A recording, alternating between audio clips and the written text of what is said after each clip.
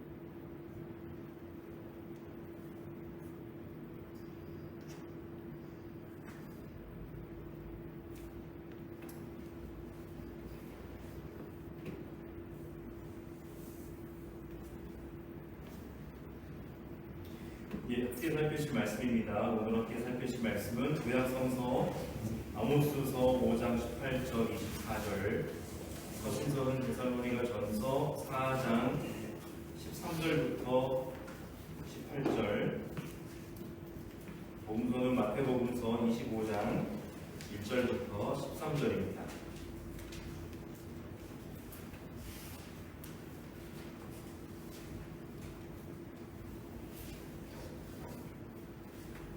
순서대로 제가 봉독하겠습니다. 먼저 아모스서 5장 18절부터 24절입니다. 너희는 말한다. 주님의 날이 오기를 바라는 자들아, 왜 주님의 날을 사모하느냐? 그날은 어둡고 빛이라고는 없다. 사자를 피하여 도망가다가 공을 만나거나 집 안으로 들어가서 벽에 손을 대었다가 뱀에게 물리는 것과 같다. 주님의 날은 어둡고 빛이라고는 없다. 캄캄해서 한 줄기 불빛도 없다. 나는 너희가 벌이는 절기 행사들이 싫다, 역겹다. 너희가 성계로 모여도 도무지 기쁘지 않다. 너희가 나에게 번제물이나 곡식제물을 바친다 해도 내가 그 제물을 받지 않겠다. 너희가 화목제로 바치는 살진 짐승도 거들떠보지 않겠다. 시끄러운 너의 노랫소리를 나의 앞에서 집어치워라. 너의 검고 소리도 나는 듣지 않겠다. 너희는 다만 공의가 물처럼 흐르게 하고 정의가 마르지 않는 강처럼 흐르게 하여라. 아멘. 다음은 다음은 서신서 데살로니가전서 4장 13절부터 18절까지 말씀입니다. 데살로니가전서 4장 13절부터 18절까지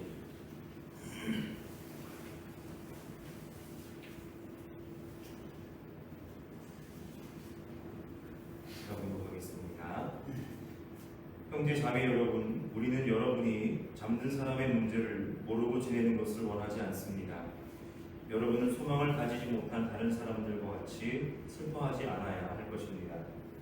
우리는 예수께서 죽으셨다가 살아나신 것을 믿습니다. 이와 같이 하나님께서 예수 안에서 잠든 사람들도 예수와 함께 데리고 오실 것입니다. 우리는 주님의 말씀으로 여러분에게 이것을 말합니다. 주님께서 오실 때까지 살아남아 있는 우리가 이미 잠든 사람들보다 결코 앞서지 못할 것입니다. 주님께서 호령과 천사장의 소리와 하나님의 나팔 소리와 함께 친히 하늘로부터 내려오실 것이니 그리스도 안에서 죽은 사람들이 먼저 일어나고 그 다음에 살아남아 있는 우리가 그들과 함께 구름 속으로 이끌러 올라가서 공중에서 주님을 영접할 것입니다. 이리하여 우리가 항상 주님과 함께 있을 것입니다. 그러므로 여러분은 이런 말로 서로 위로하십시오. 아멘. 마지막으로 마태복음서 25장 1절부터 13절 말씀입니다. 마태복음서 25장 1절부터 13절까지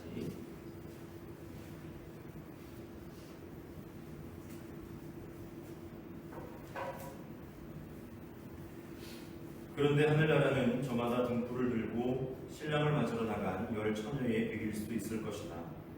그 가운데서 5은 어리석고 5은 슬기로웠다. 어리석은 처녀들은 등불을 가졌으나 기름은 갖고 있지 않았다. 그러나 슬기로운 처녀들은 자기들의 등불과 함께 통에 기름도 마련하였다. 신랑이 늦어지니 처녀들은 모두 졸다가 잠이 들었다. 그런데 한밤중에 외치는 소리가 났다. 보아라, 신랑이다. 나와서 맞이하여라. 그때에 그 처녀들이 모두 일어나서 제 등불을 손질하였다. 미련한 처녀들이 슬기로운 처녀들에게 말하기를 우리 등불이 꺼져가니 너희 기름을 좀 나누어 다오 하였다. 그러나 슬기로운 처녀들이 대답을 하였다. 그렇게 하면 우리에게나 너희에게나 다 모자랄 터이니 안 된다. 차라리 기름 장수들에게 가서 사서 써라. 미련한 처녀들이 기름을 사러 간 사이에 신랑이 왔다. 준비하고 있던 처녀들은 신랑과 함께 혼인잔치에 들어가고 문은 닫혔다. 그 뒤에 나머지 처녀들이 와서 주님, 주님, 문을 열어주십시오 하고 애원하였다. 그러나 신랑이 대답하기를 내가 진정으로 너희에게 말한다. 나는 너희를 알지 못한다 하였다. 그러므로 깨어있어라. 너희는 그 날과 그 시각을 알지 못하기 때문이다. 아멘. 우리 함께 사도신경으로 우리의 신앙을 고백하겠습니다. 나는 전능하신 아버지 하나님 천지의 창조주를 믿습니다. 나는 그의 유일하신 아들 우리 주 예수 그리스도를 믿습니다.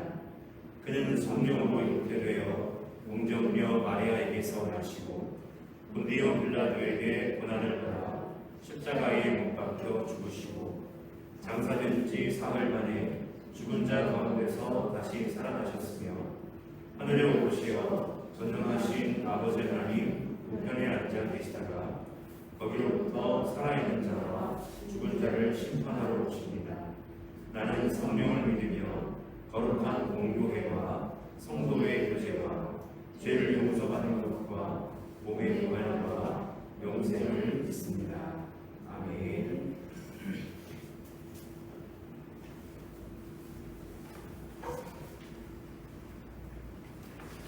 지난주에는 우리가 함께 마태복음서 23장 말씀을 함께 살펴보셨는데요. 이제 평등한 교회에 대해서 함께 말씀을 나눴습니다.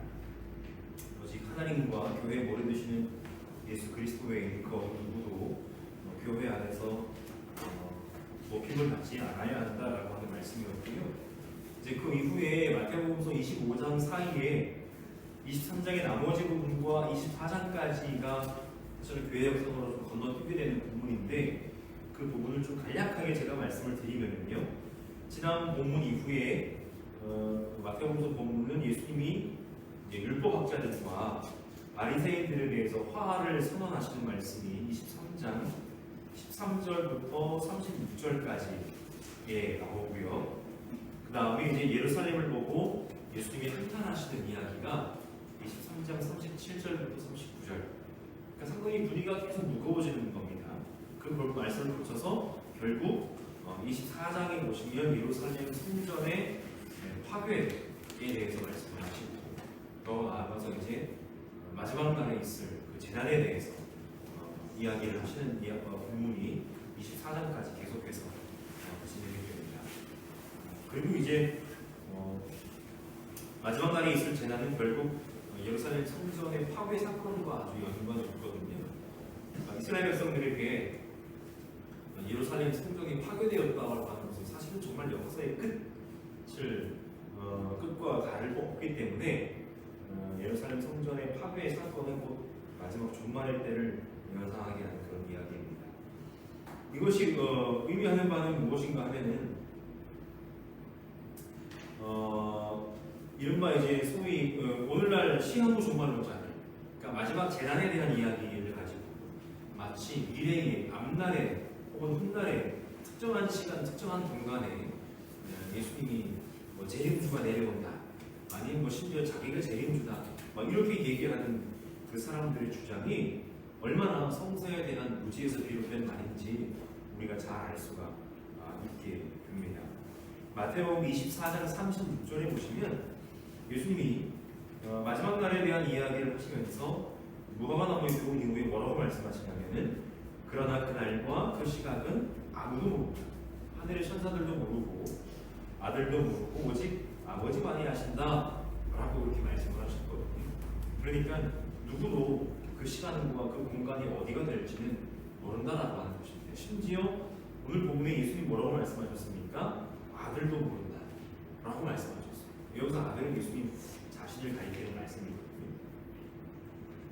그러니까 고대 사본들에 따라서 이 아들도 모르고 라는 부분이 없는 사본들도 있대요. 왜냐하면 이 아들도 모른다는 내용이 당연하지 않습니까? 아들이 모를 수가 있어? 라고 하는 그런 생각을 그들도 했겠죠.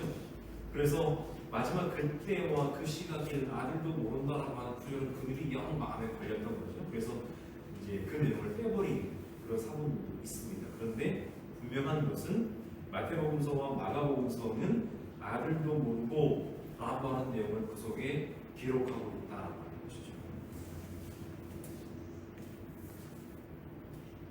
그러니까 결국 이제 아들도 모르는 그 날과 그 시각을 모르는 우리들이 사람들이 할 수 있는 최선은 바로 무엇인가? 바로 오늘에 충실한 삶을 살아가는 것이죠. 그날은 어차피 언제 올지 모르기 때문에 오늘에 충실히 살아가는 것입니다. 그래서 마태복음 24장 40절과 41절은 사람이 종말을 맞이하는 곳이 특정한 종교적인 장소라고 얘기하지 않고 그 사람이 살아가는 일상의 자리라고 얘기하고 있는데 이렇게 기록하고 있습니다. 그때에 두 사람이 밭에 있을 것이나 하나는 데려가고 하나는 버려둘 것이다.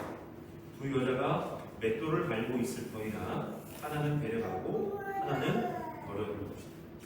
그러니까 아마 밭을 갈고 있는 사람은 남자였겠죠. 남자나 여자나 특정한 성이 중요한 것은 아니지만 어쨌든 밭에서 밭을 갈다가 종말을 맞이할 것이고 또 집에서 맷돌을 갈다가 종말을 맞이할 것이다.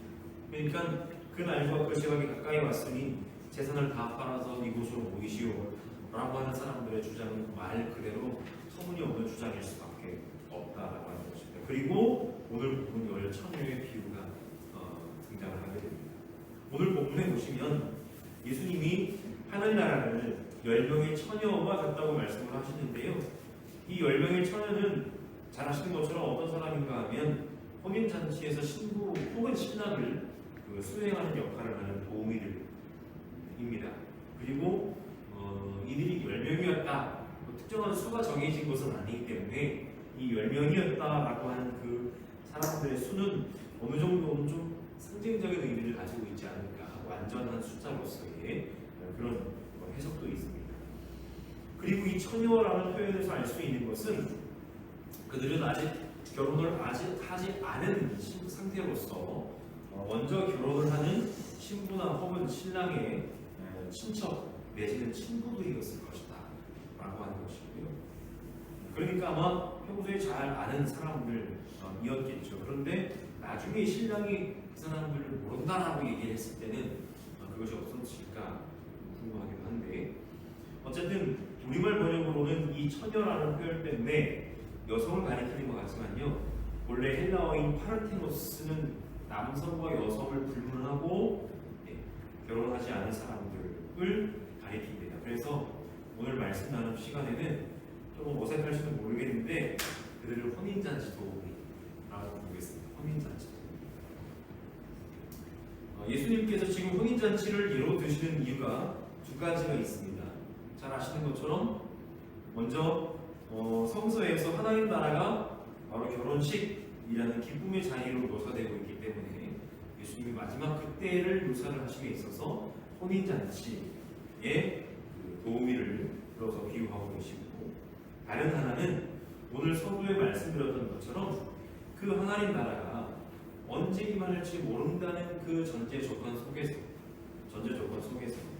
그 날과 그 시각이 사람들이 가장 기뻐하는 결혼이라는 일상의 잔치 자리가 될 수 있다라고 하는 것이죠.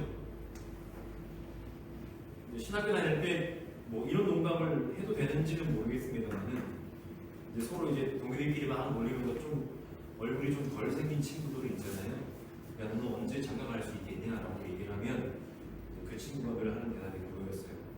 그래도 결혼은 해보고 가야 될 텐데 이런 농담을 하게 되는데, 그러니까 오늘 본문에 보시면 뭐 이 신랑 신부의 나이가 몇 살인지는 모르겠지만 결혼을 하고 신혼의 이 달콤함을 경험하기도 전에 그 날이 오는 거예요. 그러니까 얼마나 좋을까요? 안 좋을까요? 오늘 본문에서 이 10명의 혼인잔치 도우미가 하는 역할은 뭡니까? 이제 한밤중에 신부를 데리러 오는 그 신랑을 맞이하여서 집으로 안내하는 역할이거든요. 유대인의 결혼 전통이 어떻게 시작되냐면 혼인날 하루 전 저녁에 이제 신랑이 친구들과 함께 신부를 데리러 이제 신부 집으로 옵니다. 우리도 함이 결혼식을 전날에 오나요? 너무 오래돼가지고 어쨌든 이제 결혼식 전날에 이제 뭔가 신부를 데리러 오는 거죠. 신랑이 이제 신부를 데리러 옵니다. 저녁 시간에요. 그렇기 때문에 이 도우미들이 등불을 가지고 신랑을 안내하는 것이 필수적인 그런 역할이었다라고 하는 것이, 마치 이사야나 세례자 요한이 얘기했던 것처럼 주님이 오실 길을 얘기하는 자로서의 어떤 그런 사명도 아마 비슷하지 않나 싶은데, 그런데 오늘 본문 2절에 보시면 그 가운데 다섯은 안타깝게도 어리석었고 나머지 다섯은 슬기로웠다고 얘기하고 있습니다. 그러니까 10명이 꼭 절반씩 나누어서 한쪽은 어리석고 한쪽은 슬기로웠다는 배경도 되게 재밌는 얘기예요. 그러니까 무슨 얘기냐, 저와 여러분들 모두가 누구 할 것 없이 어리석을 수도 있고 슬기로울 수도 있다라고 하는 거죠. 그렇게 어리석은 도우미들은 본문이 말씀하고 있는 것처럼 등불은 가졌으나 기름은 갖고 있지 않아. 반면에 슬기로운 사람들은 등불과 함께 기름도 가지고 있었다라고 하는 것이죠. 여기서 등불이나 기름은 당연히 혼인잔치가 시작되기 전에 준비했어야 하는 그런 준비물입니다. 막 임박해서 준비를 하려고 하면 사실 아무것도 되지 않는 것이죠. 지금은 신부집에 찾아올 신랑을 기다리고 있는 시간입니다. 이미 준비하는 시간은 이미 지났어요. 바로의 시간이었어요. 그런데 다행인 것은, 불행중 다행인 것은 이 신랑이 지금 늦어지고 있다. 제 시간에 와야 되는데 신랑이 늦어지고 있습니다. 누구에게 다행인가 하면 어리석은 다섯 도우미들에게는 그 신랑의 늦어짐이 다행인 거예요. 왜냐하면 그때 그걸 알았더라면 그 시간이라도 가서 기름을 준비해 올 수 있는 여유가 있는 거예요. 그런데 그 10명의 도우미들이 어떻게 하고 있습니까? 피곤했는지 졸다가 저는 것도 모자라 깊이 잠들어 버렸어요. 어느 정도나 자고 있었을까? 어느덧 한밤중이 되었습니다. 이 이 한밤중은 아마 밤의 한가운데이니까 자정은 좀 됐을 텐데 해질 무렵에 신부를 데리고 와야 하는 신랑이 와야 되는 시간이 뭐 해질 무렵이라면 한 6시쯤? 늦어도 7시쯤이라고 한다면 적어도 5시간 이상을 그가 늦었다. 그러면 5시간 동안에 얼마나 기름을 준비할 시간이 많이 있었겠습니까? 그런데 자고 있었다는 거예요. 그때 신랑이 온다는 외치는 소리가 들립니다. 그제야 깊은 잠에서 깬 도우미들은 부랴부랴 자기가 등불을 꾸미고 손질하지만 등불은 이제 꺼져가고 5시간, 6시간을 기다렸을 테니까요. 미련한 다섯에게는 여분의 기름이 없다는 것이 그제서야 깨달았는지를 모르겠습니다. 알게 되었습니다. 그래서 슬기로운 사람들에게 기름을 좀 나누어달라고 부탁하지만 그 부탁을 들어주었다가 10명의 등불 모두 금방 꺼져버릴지도 모를 일이었기 때문에 그것을 나누어 줄 수가 없었습니다. 안타깝지만요. 약간 좀 뭐라고 해야 되나요? 좀 얄밉기도 하죠. 그걸 좀 나눠주지 못해서. 그 슬기로운 사람 다섯은 뻔한 얘기죠. 가서 사와 라고 얘기해요. 그래서 가서 사오는 도중에 신랑이 도착했고 슬기로운 5 도우미만 신랑과 함께 혼인잔치로 들어갔고 혼인잔치집의 문은 딱 닫혀버려요. 여기서 우리가 아쉬움을 가질 수 있는 대목은 제가 방금 말씀드렸던 것처럼 혹시 신랑을 기다리던 장소와 신부집이 그렇게 거리가 멀지 않았다면 금방 당도할 수가 있는 거리에 있었다면 그 슬기로운 5이 자기들의 기름을 조금이라도 나누어주지 못했을까 하는 아쉬움. 왜냐하면 뒤늦게 기름을 사러 간 이들에게 혼인잔치집의 문은 열리지도 않았을 뿐 심지어 그 신랑이 뭐라고 얘기합니까? 나는 너희를 알지 못한다 하고 매몰차게 못하다는 거죠. 그러니까 제가 서두에 말씀드렸던 것처럼 원래 신랑의 지인들이 아니었을 가능성도 있겠지만 그럴 가능성이 크겠죠. 어쨌든 그 혼인잔치의 시작부터 신랑의 마음을 좀 심기를 불편하게 한 그런 죄도 있을 것이고 그런 괘씸함도 있을 것이고 어쨌든 나는 너희를 알지 못한다 라고 매몰차게 대합니다. 물론 신랑의 말도 억지는 아니었을 것이 만약에 신랑이 그 노우미들을 모르는 사람들이었다면 자기가 도착하는 그 시각에 그들이 없었기 때문에 나는 너희를 모른다 라고 얘기했을 수도 있고요.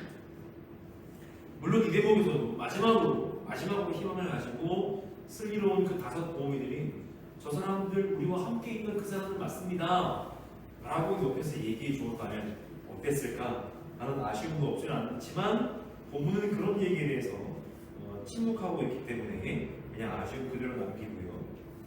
그러면 오늘 본문이 말하고자 하는 바는 무엇일까? 쭉 줄거리를 말씀드렸는데요. 본문이 말하고자 하는 바는 무엇일까?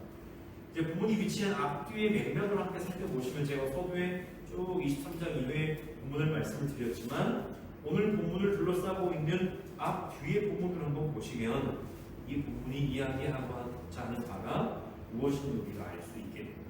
먼저 본문의 앞에는 24장 45절부터 51절까지 신실한 종과 신실하지 못한 종의 이야기가 나오는데요. 우리는 여기에서 하나님 나라를 기다리는 사람들의 2가지 모습을 알 수 있게 됩니다. 신실하게 그 나라를 기다리느냐 아니면 신실하지 않게 대충 살면서 그냥 하루하루의 시간을 포기하느냐라고 하는 것이죠.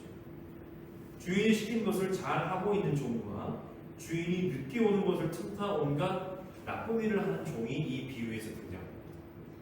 그러니까 여기서도 주인이 늦게 온다라고 하는 것이 배경으로 등장을 하고 있는데요. 여기서 신실함과 신실하지 못한 종의 두 모습은 오늘 비유에서는 슬기로움과 어리석은 흥이 도움이 됩니다. 신원돼서 등장한다라고 하는 것이죠. 그러니까 신랑이 오는 것을 슬기롭게 기다리는 도우미들이 있고 신랑이 조금 늦게 도착함에도 뒤늦게나마 슬기로움을 발휘하지 못하고 여전히 끝까지 어리석은 가운데 졸거나 자고 있는 이들이 있더라라는 거죠. 동시에 오늘 본문 다음에 나오는 이야기는 잘 아시는 것처럼 달란트 비유 그리고 최후의 심판대 양과 염소의 이야기인데요. 이 두 이야기의 공통점은 마지막 하나님의 심판 자리에서 심판의 근거가 되는 것은 결국 자기 자신이 살아온 일상의 삶의 모습이라는 거죠. 그러니까 그 사람들이 얼마나 종교적인 행위를 열심히 했느냐가 심판의 근거가 아니고 그 사람 일상의 삶을 얼마나 윤리적으로 너무 거창한 표현인가요? 그러니까 성실하게, 진실하게 살아왔느냐라고 하는 것이 심판 자리에서의 심판의 근거라는 것입니다.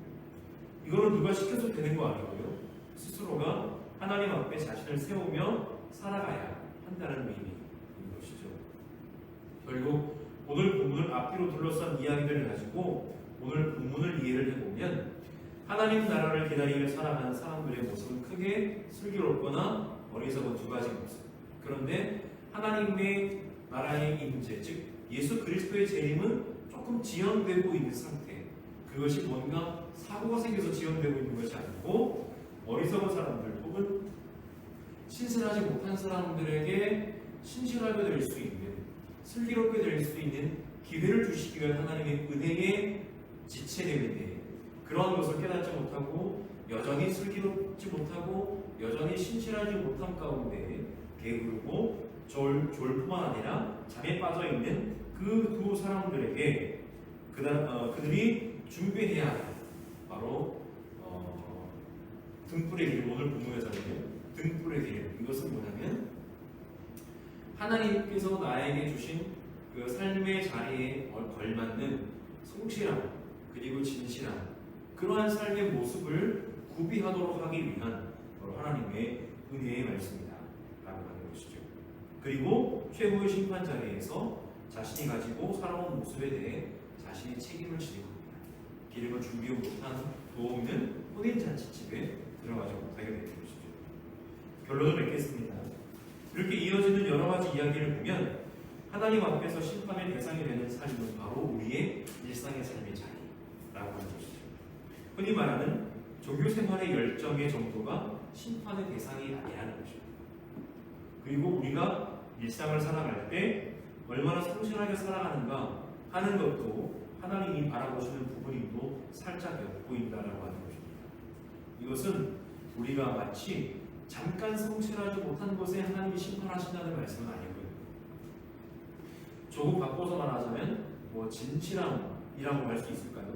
비록 허물이 크고 연약하지만 삶을 진실하게 살아가는 사람은 하나님이 인정해 주신다라고 하는 거죠. 어떤 사람이 그런 얘기를 했던 것 같아요.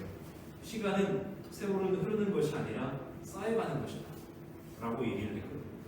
그러니까 그 말 한번 잘 살펴보면은 이렇게 흘러가 버리는 것이면 성실한 삶이건 불성실한 삶이건 흘러가면 그만이지만 이렇게 쌓여가는 것이 삶이라면 조금 불성실하게 살아왔던 삶을 우리는 조금 더 성실한 삶으로 그것을 만회할 수 있는 것이 아마 삶이 아닐까 그렇게 한번 생각을 해봅니다.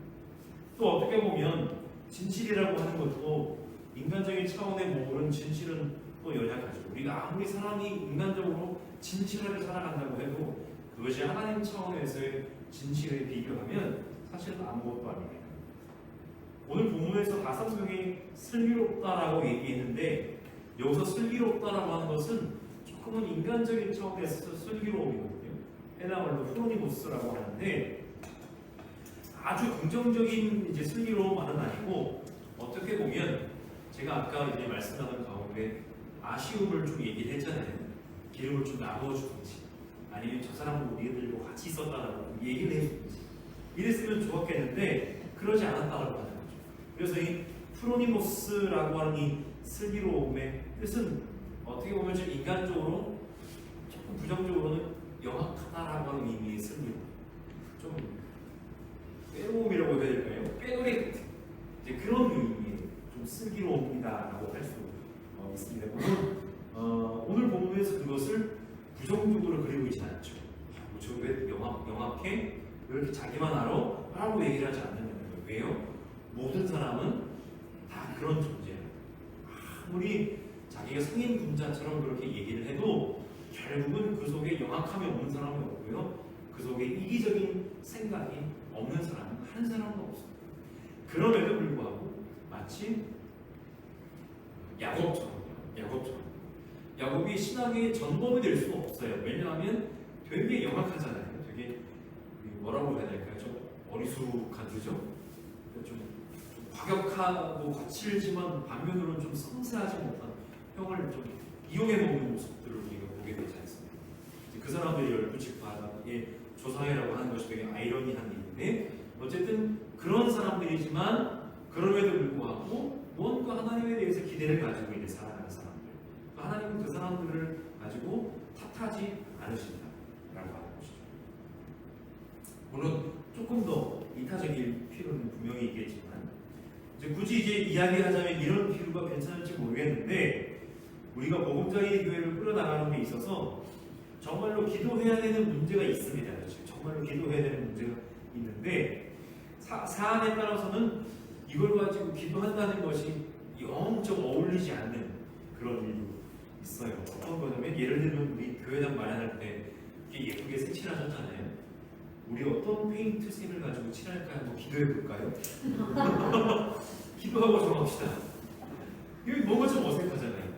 그냥 우리가 볼 때 이거 괜찮을 것 같아. 이걸로 합시다라고 정하고 칠하면 되는 거잖아요. 근데 어떤 사람은 어떻게 기도도 안 해보고 페인트 색을 정할 수 있냐고. 그렇게 얘기하면 뭔가 좀 분위기 좀 싸해지는 거잖아요. 그런 것을 우리가 슬기롭게 지혜를 모아서 뭐 회의를 하거나 토론하거나 그런 거 정하면 되는 거예요. 어떤 색깔을 정할지. 우리는 십자가 탑 정탑을 할까요 말까요? 그것은 별로 아닌 것 같아요.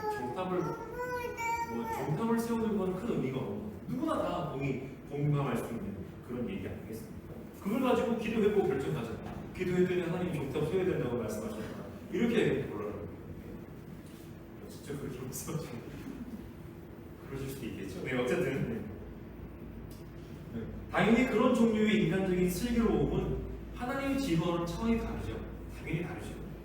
다르지만 동시에 그런 부족해 보이는 인간적인 슬기로움으로도 우리는 오늘 본문 앞뒤에 있는 배열된 이야기만 잘 살펴보아도 하나님의 뜻이 무엇인지 알 수 있고 실천하면서 살아갈 수 있다라고 하는 것이죠. 여기 우리 보금자리 교회가 살아갈 모습이 담겨 있지 않은지 한번 생각을 해봅니다. 비록 우리는 때로는 어리석고 또 슬기롭다고 해도 그 슬기로움이 그렇게 썩 좋지만은 않은 그런 슬기로움일 때도 분명히 있을 것입니다.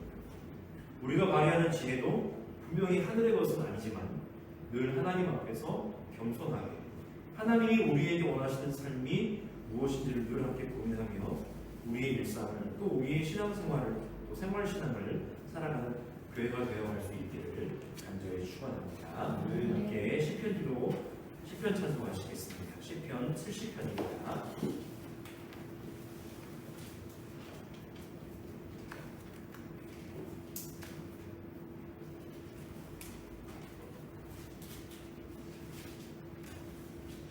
시편 70편 함께 시편 찬송하시겠습니다. 기념식에서 지휘자를 따라 부르는 노래 다윗의 시. 주님 너그럽게 보시고 나를 건져주십시오. 주님 빨리 나를 도와주십시오. 내 목숨을 노리는 자들이 수치를 당하게 해주십시오. 내 재난을 기뻐하는 자들이 모두 물러나서 수고를 당하게 해주십시오. 깔깔대며 나를 조소하는 자들이 창피를 당하고 물러가게 해주십시오. 그러나 주님을 찾는 사람은 누구나 주님 때문에 기뻐하고 즐거워하게 해주십시오. 주님의 승리를 즐거워하는 모든 사람이 하나님은 위대하시다 하고 늘 찬양하게 해주십시오. 그러나 불쌍하고 가난한 이모 하나님 나에게로 빨리 와 주십시오. 주님은 나를 도우시는 분, 나를 건져주시는 분이십니다. 주님 지체하지 마십시오. 아멘.